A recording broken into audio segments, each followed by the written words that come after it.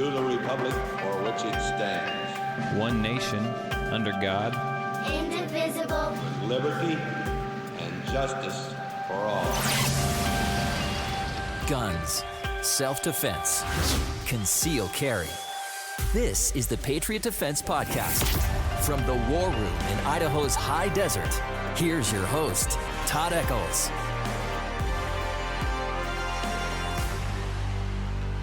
And I am back. It is Sunday.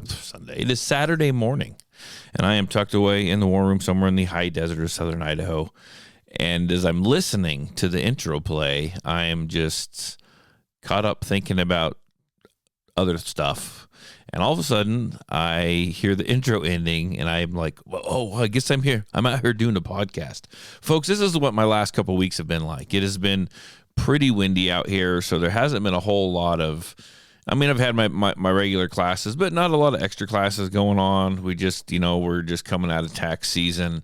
People either waiting for their money to come back, or they had to pay money. And just the weather has, we've had good weather, but it's been windy and cold. Like every week we've had like 2 or 3 days when it's like winter time again. And then it turns off 80 degrees. So it's just kind of been slow. Mine's kind of been wandering a bit, especially this morning, because it's been a while since I've been out here doing a podcast this early. I got some stuff going on later today. So I figured I better get out here and get this done, because I'm like always, I am overdue. Not quite sure what I'm going to talk about today. It might just be some random thoughts. I don't have anything too specific. Just kind of going right off the top of my head today. I had a class a couple weeks ago. At this rate, I don't remember anymore. Stuff's starting to blend together. But I had a class that my son is attending, and if you're on social media, if you're on the Facebook page, if you're on the Instagram, you know that I have been talking about this. My 12-year-old son, he's been able to join this class that's been happening with his martial arts instructors and whatnot. They said, yeah, and to let him join. And so he came out, and we had class number 2. They all came out. We had class number 2, and where we worked on the draw. And my son, my 12-year-old son, everyone did phenomenal in the class. They're listening to this podcast and be like, man, he talks about his son. He doesn't talk about us in the class. But it was a phenomenal class. We worked on the draw. We worked on getting that gun from the holster. We had 300, 400 repetitions of drawing that gun and firing around. Again, building up on the first class where we worked on trigger press, trigger control and accuracy, and driving out and getting the grip pressures right, and acquiring your sights, acquiring the target, all that stuff. And then we compiled that with the draw. Drawing and then adding still, using all that stuff to get the gun, drove out and shot on target. And so my son did that. This is really the first time that he'd drawn his gun and fired it. And that little kiddo did that between 300 and 400 times. I was so proud of him.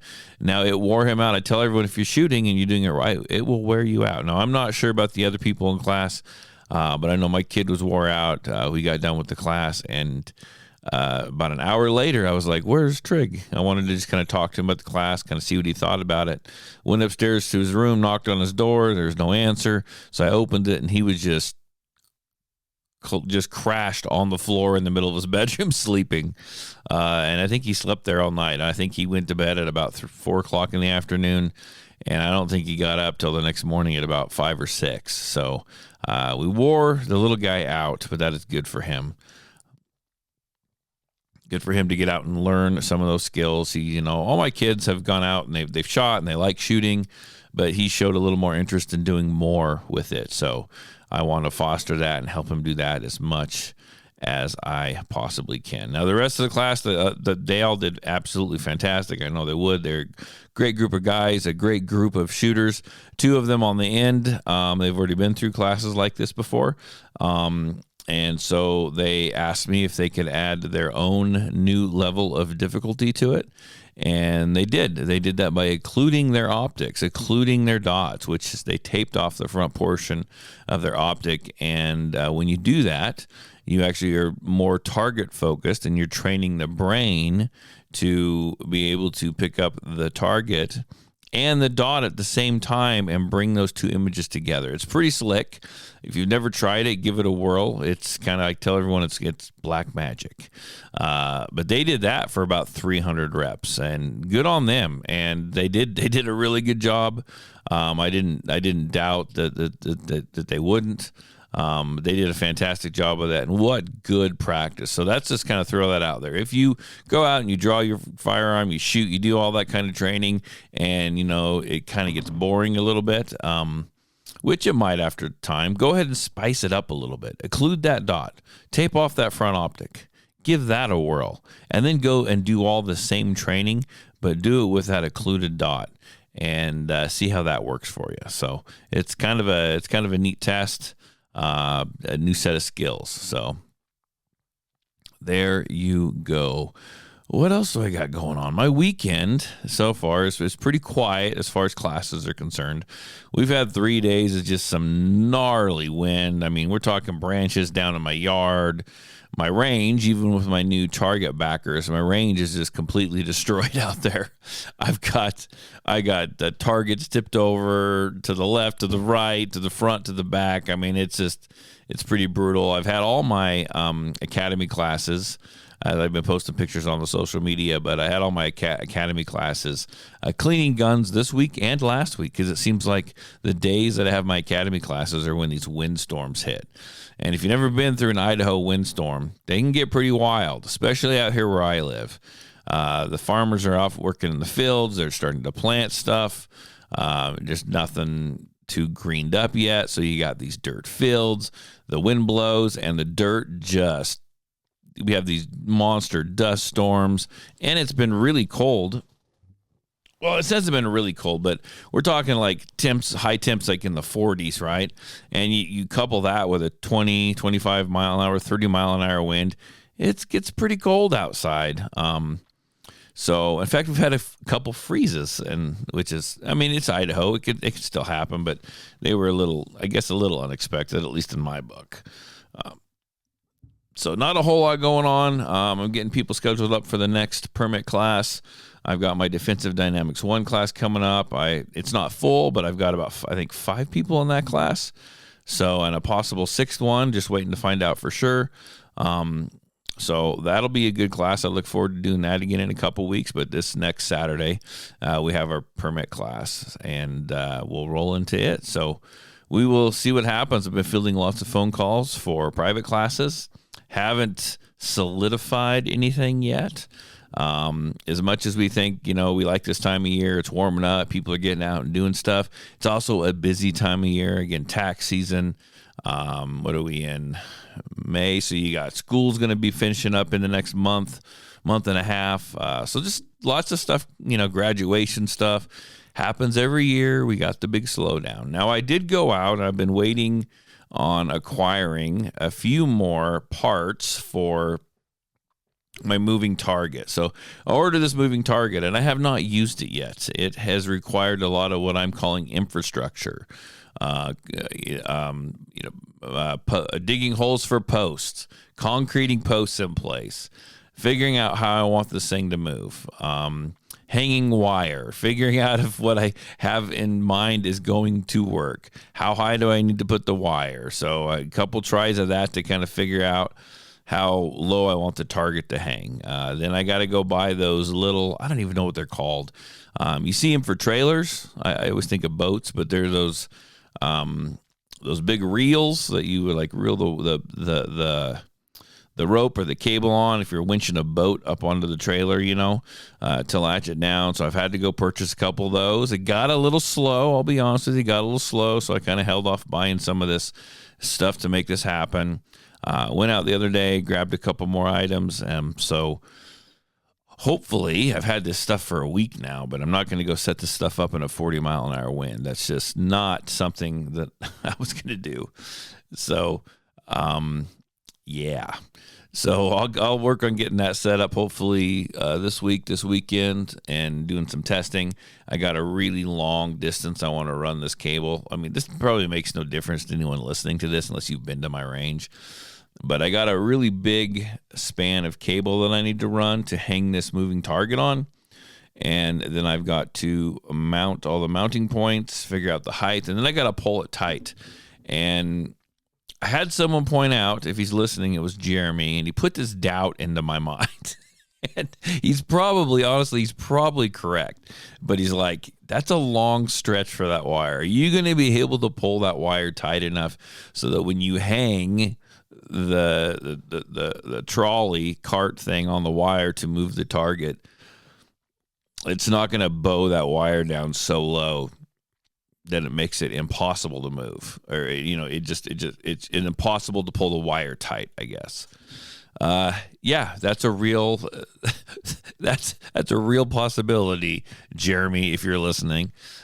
So I'm gonna find out. Hopefully in the next couple days. But yeah, it's just trial and error, folks. It's all trial and error. I have a little range that I can do quite a bit on. I think sometimes I ask to do way more on the range than what my range can handle. As you can tell when you show up, it's very usable. It works. I'm getting a lot of stuff gathered up out there for it. So we'll see what happens. I'll make this work one way or another. I got big plans for this. I just got to get everything put in place. And then on top of it is the regular maintenance. And here's the thing. People ask, well, you haven't been posting pictures. I've had actually some people come up and say, you haven't been posting pictures of classes a lot lately. Like, you staying pretty busy? Here's the thing. If I'm not busy with classes per se, I'm busy with all the maintenance and the upkeep and everything that goes on to owning your own business, whether it's doing paperwork, whether it's doing stuff on a computer. To this time of year, it sounds really funny, and it sounds like I'm just including yard work in this, but it's mowing the lawn, it's spraying the weeds, it's keeping the grass green, it's trimming the trees, it's keeping the parking area clear. I want to say it's fixing the holes in the driveway, but that's not happening right now. But it's moving dirt onto the range. It's doing all kinds of, there is so much stuff that I have to do. And I'm not complaining. I love what I do. I'm a one-man operation over here, though. I get to do all of it myself, which I'm not complaining. But there is always something to do, whether it be teaching a class. And here's the thing, not all of it's going to make me money. Eventually, in the long run, it'll pay off. I can't have students showing up to just a real shithole trying to shoot. That doesn't give the right impression. So there's always something to do out here. When you own your own business, maybe you have, maybe you haven't, but there is constantly something to do. And if you're as cheap as me, you're going to do it all yourself. And it takes a little bit of time. And again, this podcast today, just random thoughts with Todd all over the board, no particular order. I kept trying to think about guns, right? What gun would I buy right now? I don't know that they have a gun in mind that I would buy right now, necessarily. I mean, I got stuff that I wouldn't mind having, I suppose. But one of the guns that I just really like, and it'd be kind of a weird gun for me to get because it'd be a double, is I like the Canik, the TTI Combat. That is the gun that my kid is shooting in the class. It's the gold one. It's the gold version of it, and it's okay. But after I bought it, a couple months later, they came out with a version called the Smoke, and I like that color scheme so much better. Part of me wants that gun, and at this point, I'm thinking about just telling my kid he can have the other TTI Combat, and I mean, I'd use it in class still, don't get me wrong, but I'd just let him call it his, and I'd buy my own in the Smoke version, because I don't know, man, I'd give money for that, because that's just, it's weird. It's like having a green Honda Accord, but you like the red one better. And so you keep the green one, and then you go out and buy the exact same car, but you buy it in red. I don't know. It makes no sense to me. It seems like a waste of money, but my gosh, the more I see it, the more I'm really drawn into possibly getting the Smoke version of the TTI. I couldn't tell you why. It makes literally no sense as to why I would do that, except for just, man, the color scheme is just freaking sick. It is sick. So, what else is going on? I'm looking around. I'm in here, my war room, doing this podcast, and this room, I'm telling you right now, this room is just an absolute wreck. It does not take long for this room to become a wreck during spring and summer. I just bring everything in and just drop it on the floor, on the tables, on the desk, on the chairs. It is time to clean this room up a little bit. Man, what a nightmare mess I have in here.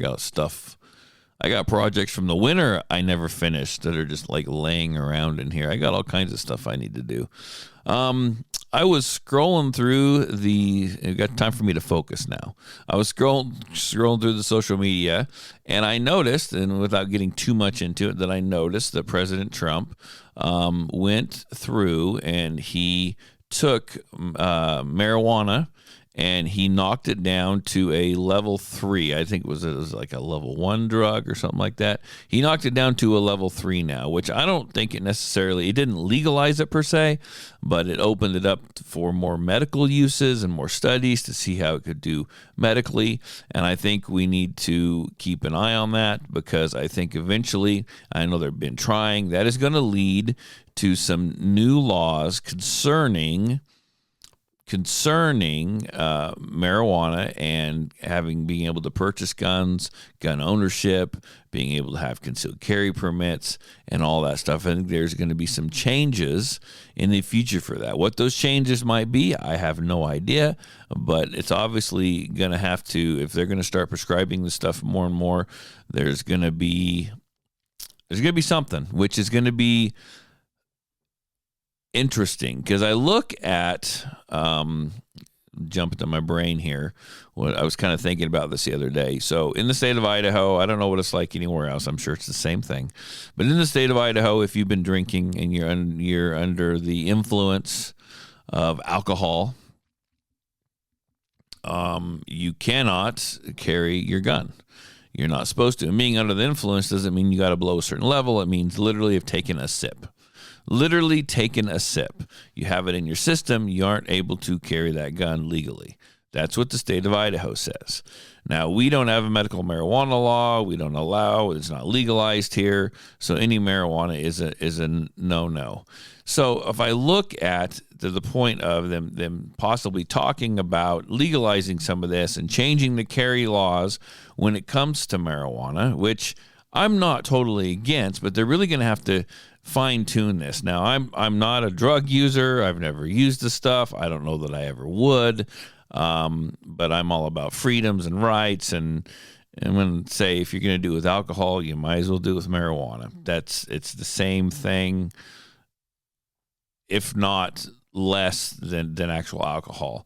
It's almost the same thing in my mind. Okay, so but if you can, I could be totally wrong on my thoughts here, but if you could smoke weed, if you can smoke marijuana and not necessarily be under the influence, but it's in your system for like 30 days, which I believe it can stay in your system for up to 30 days. So you could smoke it on the 1st of the month, and then on the 15th of the month go in and take a drug test, and they can still see that it's in your system.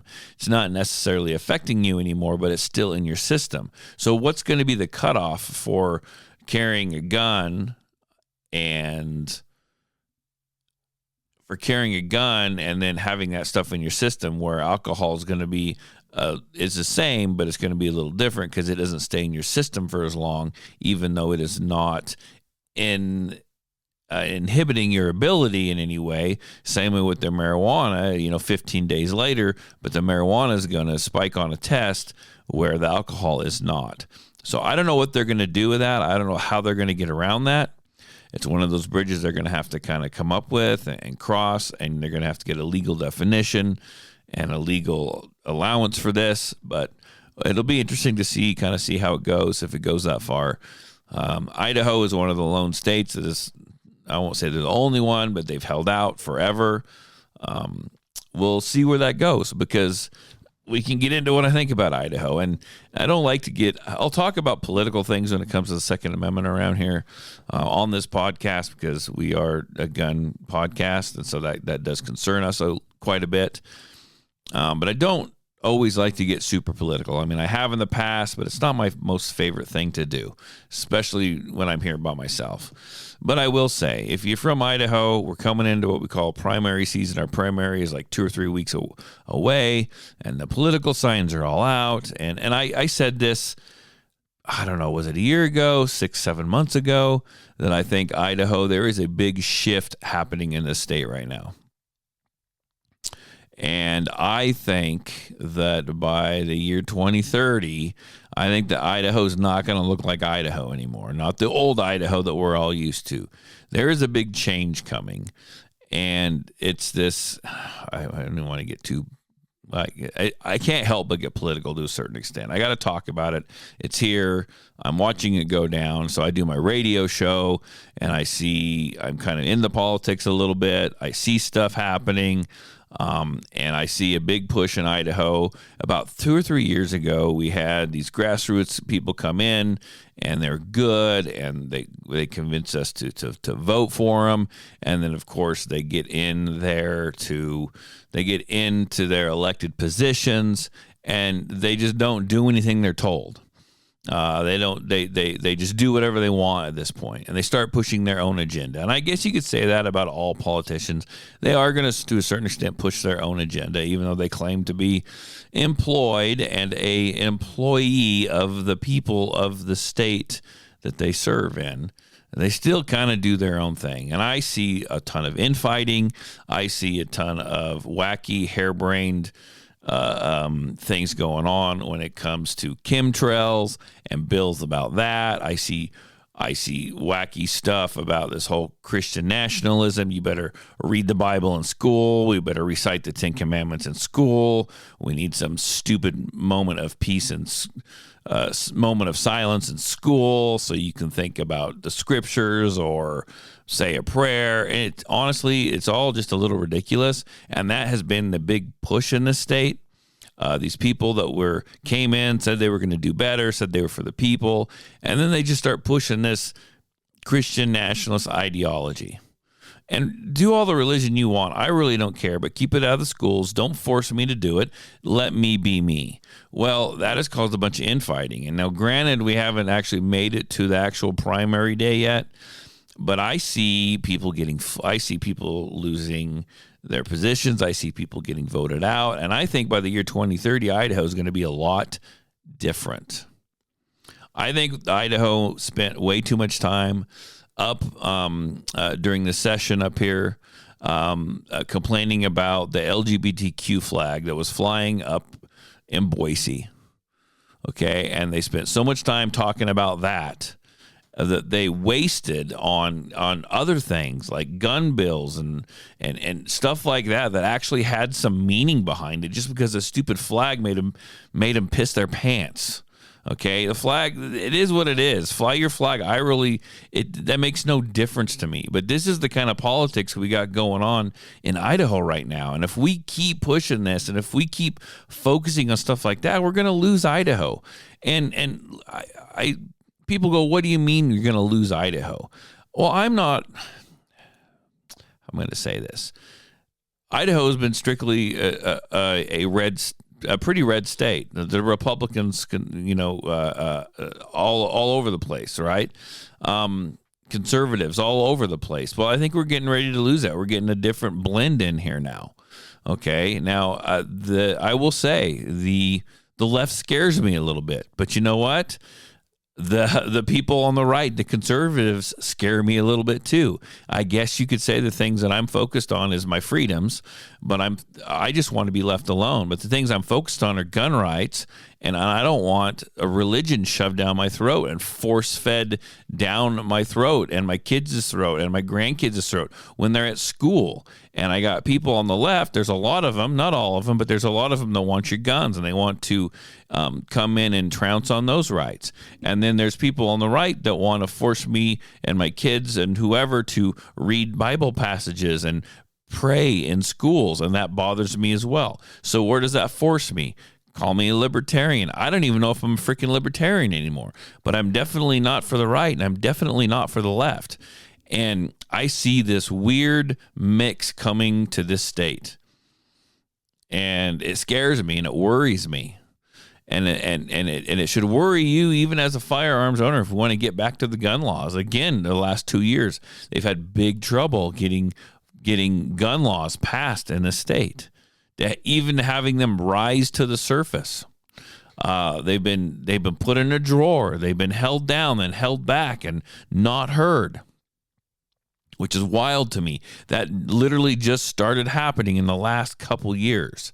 That should be throwing up some red flags coming from a state that was all about firearms. It was all about this and all about freedoms and all about we picked ourselves up from our bootstraps and daddy's been ranching this land for the last 125 years and grandpappy and all those. That's Idaho. And that's going away, right? They keep talking about selling public lands and more people keep moving here and it is what it is. But I think Idaho is not going to be Idaho, folks. And I thought maybe I was going to settle down here and be here for a while, and I might be here for a while. I'm going to be here for a while longer, but there's a few things in my life that when some stuff gets taken care of and some stuff happens and that switch is flipped, I may start looking in the future of getting on out of here. Now that doesn't mean I'm going out of business next month. That doesn't mean I'm going out of business in 2 years. Okay, there's a while yet, but I can't say that I'm not looking, and I'm looking for a place that speaks to my soul. And honestly, I don't know that I care what the politics of those places are anymore. I once, at one point, said, and I'm still there, but at one point said, if it all just turns to hell, I'll just pack up and move to the Oregon coast. And I'll just live over there by myself, me and my wife, my family, whatever. We'll do our thing. We'll live in the trees. We'll just have our little place back there. We'll kind of be a little more self-reliant. And I'm still kind of working toward that goal because I don't see stuff going very well for this state. I just don't. I just don't. I mean, right now we got a governor who probably we're going to end up with the same governor again. Honestly, we've got a governor that takes all kinds of money from Trump, the federal government. I mean, he's like a handmaid to Trump. He does whatever Trump wants him to. He allows all this stuff to happen. He doesn't really care what the people think. And we don't really hear from the guy that much. And then you got a transgender that's running for governor. Be a transgender if you want. I really don't care, but I don't think you got a chance in hell being governor. You may have some good ideas, but I don't think you have a chance in hell being governor in this state. Then we have another lady who I like. She's just probably down from our current governor. She's running, and she used to be on the right, but then she switched to the left as a Democrat, and she's all for guns and everything like that. And I really like her, but I am worried that just because she likes guns, that's not enough. Just because she likes guns and she's for the Second Amendment, that's not enough, because her people have to be for firearms and stuff like that as well to get anything passed in this state, and I don't trust that they are. And then we got some crazy bar owner from Eagle or Meridian or somewhere up there who is kind of the way he believes and the way he talks, he's kind of a spitting image of Trump, and I'm not down with that. The guy, he's just an arrogant asshole as far as I'm concerned, stuff that I've heard. I mean, so we have people running, but I don't think we have anyone that's going to do any good.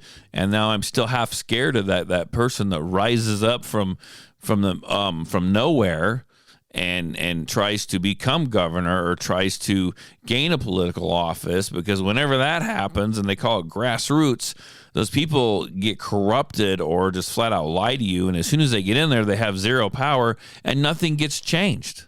Nothing gets changed. Oh, I forgot one. And we got a little guy from just down the road here in Kimberly, Idaho that is looking to run. Don't know the guy. I've never talked to him. He's a little different, which is fine. I don't have anything against that.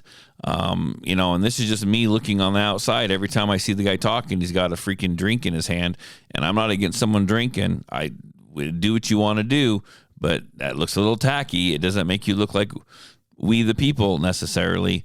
And you were carrying a gun the other day, and that's fine. I think everyone should carry a firearm.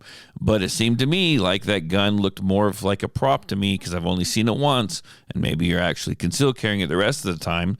But the time I did see it and you were open carrying it, you were open carrying in an Uncle Mike's holster. And I know that probably means nothing to anyone but me. But if I got someone in charge who's going to fight for my freaking gun rights, know your guns. Like, know your guns. Know the proper holsters. Know how you need to carry it. Like, be in it. Be part of it. That's what irritates me. And again, this may not mean anything to anyone but me, but when you carry an Uncle Mike's holster, it shows me you don't really, you're for guns, but you don't really know guns. And is it more of a prop than anything else? That's the way that I look at that. I look at that, too, with some other local senators and representatives that they put their little pictures. Look at me. I'm for the Second Amendment. I'm going to go out and gird up my loins with the armor of God, and I've got my rifle, and I've got my handgun, and I'm going to pose for a picture. And hell, I'm not even holding my handgun correctly. And my stance is no good, and it's all fake, drama-filled, posturing is what it is. And I'm just tired of it. And I just don't know that Idaho's going to get fixed. I don't see it getting any better. For the last 10 years, I've just seen it slowly get worse and worse and worse. And there's this group of people. There's this group of people out there that are running in the primaries, that are elected officials currently, and they stay pretty tight, and they say what they need to, and they do what they need to do to try and stay in power and stay elected and stay in charge. And they've got people in high places that are allowing them and helping them do that.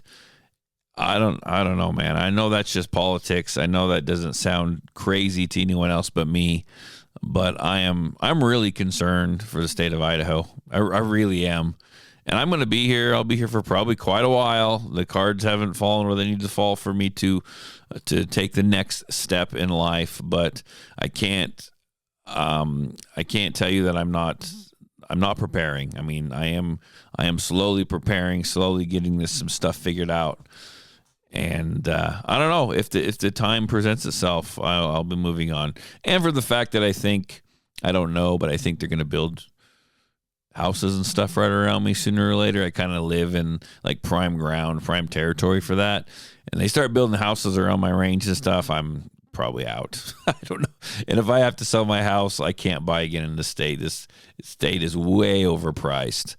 And I'm going to have to go search for new ground elsewhere. But that's Todd's Saturday morning depressing podcast, just for you to just kind of finish off your week. But I'm going to jump off here. I told you I didn't have a whole lot of really important stuff. Man, my voice sounds really horrible this morning, and I apologize for that, folks. It is allergy season, and the winds have been blowing for 3 freaking days. And I've just about had enough, so I'm going to step on out of here. You guys have a great weekend. Hopefully I'll see you guys here in a week. Bye.